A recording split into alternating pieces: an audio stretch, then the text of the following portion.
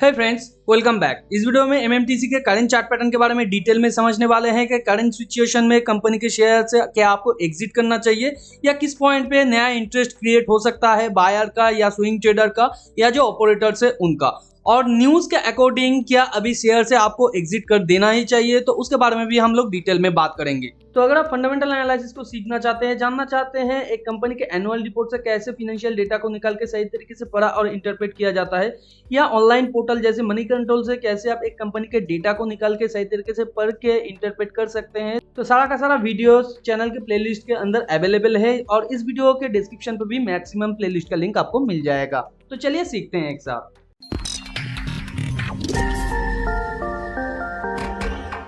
तो जब मैंने इस शेयर के अंदर स्विंग ट्रेडिंग का पोजीशन दिया था तब शेयर प्राइस यहाँ पे था। मैंने बोला था इस प्राइस के आसपास आपको पोजीशन से एग्जिट कर देना है या जब रिवर्सल का पैटर्न क्रिएट करेगा। तो इस कैंडल से ये रिवर्सल का पैटर्न क्रिएट कर रहा है तो यहाँ पे आपको एग्जिट कर देना चाहिए था। उसके बाद यहाँ पे मैंने वीडियो बनाया था, तब बताया था किस तरीके से आपको शेयर से एग्जिट करना है। यहाँ पे भी मैंने वीडियो बनाया था, तब समझाया था कि कंपनी के शेयर से कब आपको एग्जिट करना है। तो करेंट सिचुएशन में आज ही के दिन अगर आपके पास अभी भी कंपनी का शेयर है, आप एग्जिट करने के लिए सोच रहे हैं, तो यहाँ पे किस पॉइंट पे नया बाइंग का प्रेशर आ सकता है ऑपरेटर से या स्विंग ट्रेडर से, वो हम लोग थोड़ा समझने की यहाँ पे कोशिश करते हैं।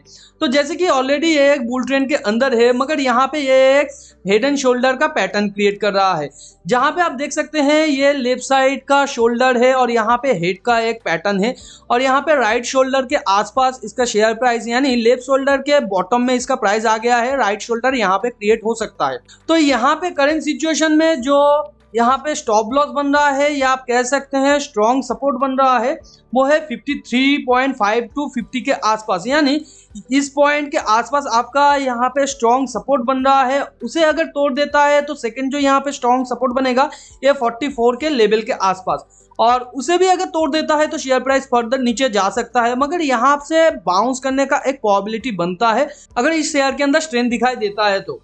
और ऊपर आपको जो नया रेजिस्टेंस मिल जाएगा यहाँ पे 20 EMA के आसपास, जो यहाँ पे 20 EMA मूव कर रहा है, इसके आसपास आपको स्ट्रॉन्ग रेजिस्टेंस मिलेगा। उसे अगर ये तोड़ता है तो 64 टू 71 के आसपास, यानी ये जो पॉइंट है इसके आसपास यहाँ पे अच्छा खासा इसे रेजिस्टेंस फेस करने को मिलेगा, जिसके बाद ये थोड़ा सा और नीचे आ सकता है। तो यहाँ पे बहुत सारे न्यूज में ये दिखाई दे रहा है कि फ्यूचर में कंपनी बंद हो सकता है। तो यहाँ पे इस केस में हम लोग क्या कर सकते हैं, तो देखिए गवर्नमेंट के ऊपर भी प्रेशर रहता है। गवर्नमेंट नहीं चाहता है कि इन्वेस्टरों का जो विश्वास है मार्केट पे वो विश्वास टूट जाए, तो यहाँ पे गवर्नमेंट भी इस तरीके का डिसीजन लेगा जिससे कि इन्वेस्टरों को भी ज्यादा लॉस ना झेलना पड़े और मार्केट के ऊपर विश्वास भी बना रहे। तो इस केस में गवर्नमेंट अगर ये कंपनी को बंद भी करता है तो उसका ऑल्टरनेटिव कोई वे यहाँ पे जरूर सोच के रखेगा। तो बुक वैल्यू के अकॉर्डिंग जो पैसा रिटर्न मिलना चाहिए इन्वेस्टरों को वो जरूर रिटर्न देगा। तो अगर आप सोच समझ के कंपनी के अंदर इन्वेस्ट किए हैं, फ्यूचर प्रोस्पेक्ट को समझ के इन्वेस्ट किए हैं, फंडामेंटल को एनालिसिस करके इन्वेस्ट किए हैं, तो यहाँ पे आपको डरने की कोई भी जरूरत नहीं है। और अगर आप ऐसा ना करके सिर्फ यहाँ पे जब ये स्पाइक क्रिएट कर रहा था और मार्केट ऊपर जा रहा था, उस सिचुएशन में आप यहाँ पे लालच में आके कंपनी के अंदर इन्वेस्ट कर दिए हैं, तो यहाँ पे आपको फ्यूचर में लॉस झेलना भी पड़ सकता है। तो अभी भी मैं कहता हूँ यहाँ पे कंपनी के अंदर नया कोई पोजीशन क्रिएट नहीं होगा। और पिछले टाइम भी मैंने बताया था, यहाँ पे भी आप लोगों को बताया था कि कंपनी के शेयर से आपको सिंपली स्विंग प्रॉफिट लेके निकल जाना है। यहाँ पे मैंने जब आपको बाय कॉल दिया था तब भी मैंने कहा था फंडामेंटल एनालिसिस के बिना आप इस शेयर के अंदर लॉन्ग टर्म के लिए इन्वेस्ट नहीं करेंगे। यहाँ पे भी मैंने बताया था किस तरीके से आपको निकल जाना है। तो बहुत सारा यहाँ पे अपॉर्चुनिटी आप लोगों को मिला था निकल जाने का। अगर आपने अभी तक इस शेयर से निकला नहीं है तो यहाँ पे फर्दर अपॉर्चुनिटी आपको नीचे और भी मिलेगा निकल जाने के लिए, मगर ये एक स्ट्रॉन्ग सपोर्ट के आसपास है। यहाँ पे अगर बाइंग प्रेशर क्रिएट होता है तो इस शेयर के अंदर समझ लीजिएगा ऑपरेटर आ चुका है, मगर एक सिंगल कैंडल के ऊपर अगर बाइंग प्रेशर दिखाई देता है तो वो कोई ऑपरेटर का बाइंग नहीं होता है।